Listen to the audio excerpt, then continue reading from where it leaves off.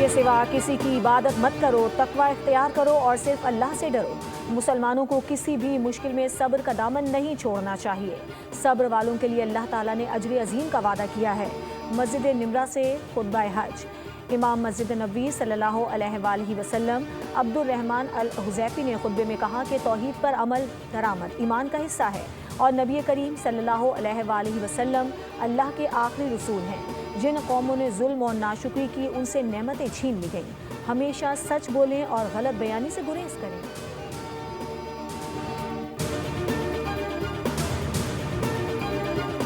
وزیر اعظم شہباز شریف کا دورہ چین۔ چینی صدر، وزیر اعظم اور کاروباری شخصیات سے اہم ملاقاتیں۔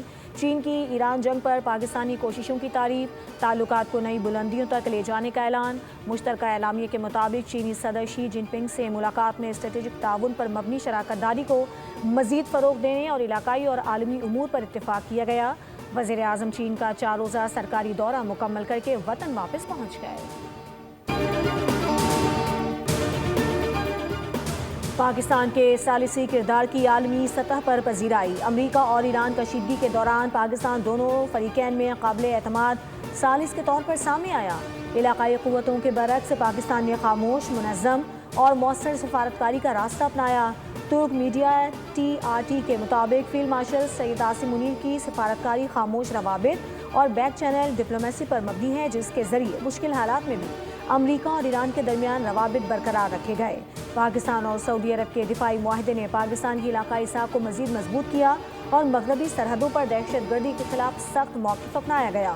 TRT کے مطابق مشرق وسطیٰ کی کشیدگی کے دوران پاکستان ایک قابل قبول ثالث کے طور پر ابھرا ہے، تاہم اثر و رسوخ برقرار رکھنے کے لیے معاشی مسائل پر قابو پانا ضروری ہے۔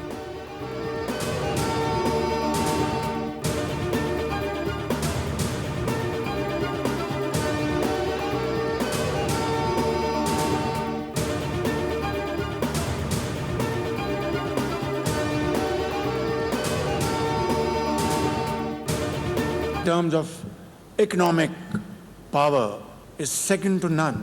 China in terms of military power is at par with the most powerful nation in this world. In 2010, flash floods hit Pakistan like never before.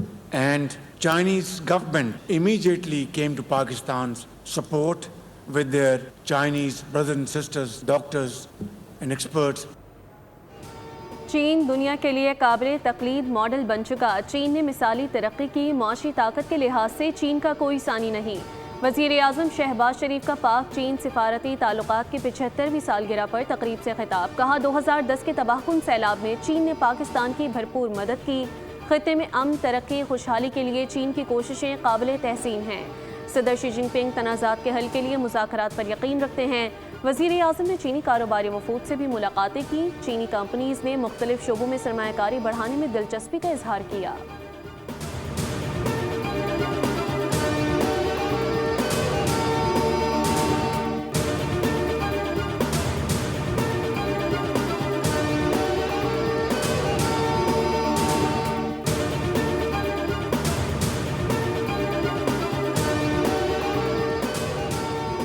اللہ اکبر کے ہتھیار نے ایرانی قوم کو قوت اور طاقت عطا کی۔ اللہ اکبر کے نعرے کی بدولت صہیونی حکومت کو نقصان پہنچایا گیا۔ ایرانی سپریم لیڈر سید مجتبیٰ خامنائی کا حج کے موقع پر پیغام کہا۔ ایران نے رمضان میں دوسری مسلط کردہ جنگ میں صہیونیوں کو بے بس کیا جا رہے امریکہ کے منہ پر تھپڑ مارا گیا۔ ایران کو ہتھیار ڈالنے پر مجبور کرنے کے ہدف میں ناکام رہا۔ خطے کی غیور قومیں اور سرزمین اب امریکی فوجی اڈوں کے لیے ڈھال نہیں بنے گی۔ فوجی اڈوں کے خاتمے کے باعث امریکہ خطے میں سابقہ حیثیت سے دور ہوتا جا رہا ہے۔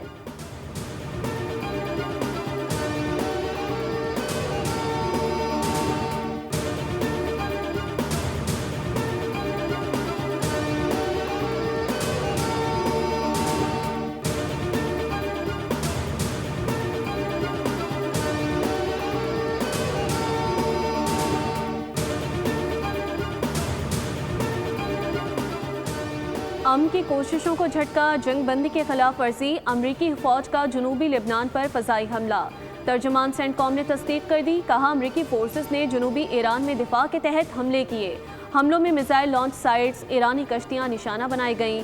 کشتیاں بارودی سرنگیں بچھانے کی کوشش کر رہی تھیں۔ جنگ بندی کے دوران تحمل کا مظاہرہ کرتے ہوئے اپنی فورسز کا دفاع کریں گے۔ ایرانی میڈیا کا کہنا ہے کہ بندر عباس میں صورتحال کنٹرول میں ہے اور تشویش کی کوئی بات نہیں۔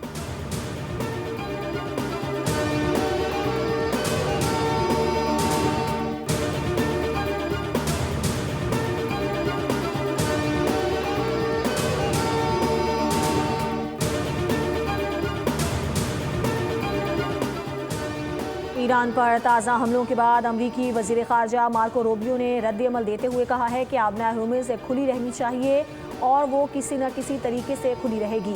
انہوں نے کہا کہ ایران کے ساتھ معاہدے کی شقوں پر مذاکرات میں چند دن لگ سکتے ہیں اور ابتدائی دستاویز میں مخصوص زبان پر کافی بات چیت ہو رہی ہے۔ قطر میں ایران کے ساتھ مذاکرات جاری ہیں جبکہ یوکرین کے ساتھ اس وقت کوئی فعال یا طے شدہ مذاکرات نہیں ہو رہے۔ ایرانی پارلیمنٹ کی قومی سلامتی کمیٹی کے سربراہ ابراہیم عزیزی نے کہا کہ آبنۂ ہرمز پر ایران کے خود مختاری امن معاہدے تک پہنچنے کے لیے اہم ہے۔ ہماری عظیم قربانیوں کے بنیادی ستونوں میں سے ایک ہماری جغرافیائی اہمیت ہے۔ عزیزی نے واضح کیا کہ آبنۂ ہرمز کو کبھی بھی مذاکرات کا حصہ نہیں بنایا جائے گا۔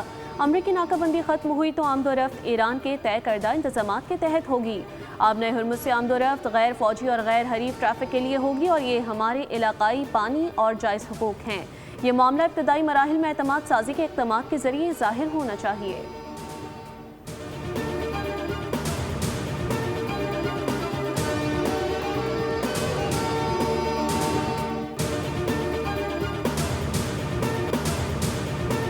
عید میں ایک دن باقی، وقت کم، مقابلہ سخت۔ کراچی کی عوام دوست منڈی میں قربانی کے 99% جانور فروخت ہو گئے۔ کے پی کے پنجاب، سندھ، سفائر، گولڈن، پہاڑی، کراچی اور جنرل بلاک خالی ہو گئے۔ اونٹ، گائیں، بیل، بکرے ملا کر صرف 500 جانور رہ گئے۔ عوام پریشان، خوبصورت، دلکش اور وزنی جانور خریدنا ہوا محال۔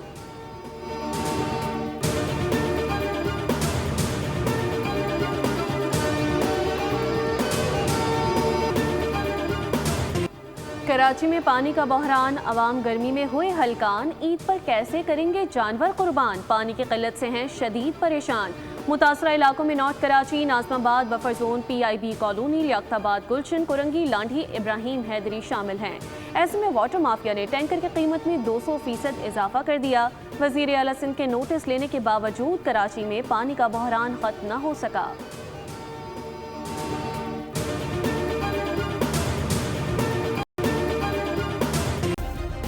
سبسکرائب کریں اور بیل دبائیں تاکہ کوئی خبر رہ نہ جائے۔